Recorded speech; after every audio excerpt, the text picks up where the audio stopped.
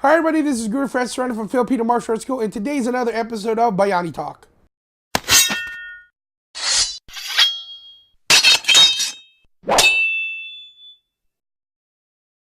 Hi everybody, this is Guru Fred Serrano from Filipino Martial Arts School, and today is another episode of Bayani Talk. So first and foremost, happy belated Mother's Day to all the mothers out there. I was able to spend a Mother's Day with my mom.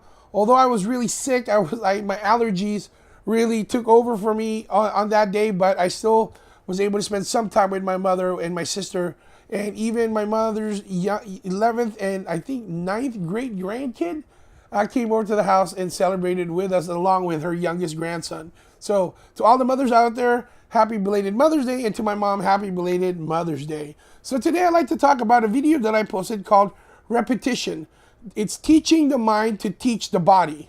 So basically, the idea of that is that when you're teaching something, I like to teach first from a philosophical point of view. I've always said this before, in order for something to make sense, it's got to make sense here first. It will never make sense here first. It has to make sense here first. Meaning, if I tell you to do a technique, I'm not just going to tell you to do a technique without any reasoning behind it. I will give you my idea of my philosophy, foundation as to why we should do that particular drill or that particular training.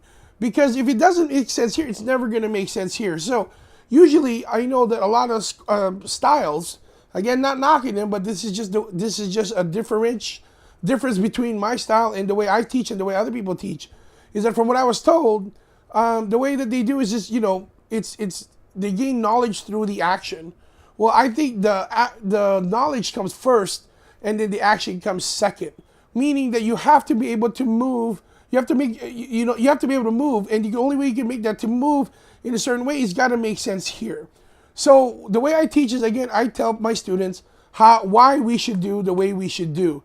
Then they'll have to continue to do that movement. Now, at first, it's going to be extremely awkward. They're gonna have a hard time like getting their body to respond to the way their mind is telling them to do. Of course, they've seen me do it, but that doesn't necessarily mean that they can do it automatically. They need some time to be able to adjust to that. Now, part of the things that I tell my students is that you have to think of your brain as a computer. Meaning, the more data that you input into your brain, the more synapses it creates. Now, by no means, I'm not no neurologist or no brain expert. This is what people tell me. And to me, it makes a lot of sense. If I'm wrong, please let me know, and I'll comment down below, and I'll reply to your comments. But for the most part, from what I understand, is that every one of your senses is a data entry point to your brain. Meaning your sight, your smell, your taste, your hearing, and your tactile sensation. Those are all part of the data entry for your brain. So that's why in my system, I tell my students to see how I do things and then see if they're doing it correctly as well.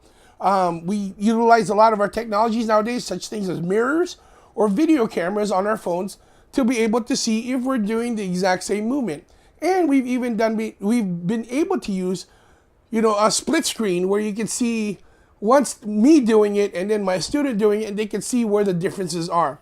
Those are one of the things that I'm starting to offer here at Filipino Martial Arts School, just so that they can start seeing where they need to get better at.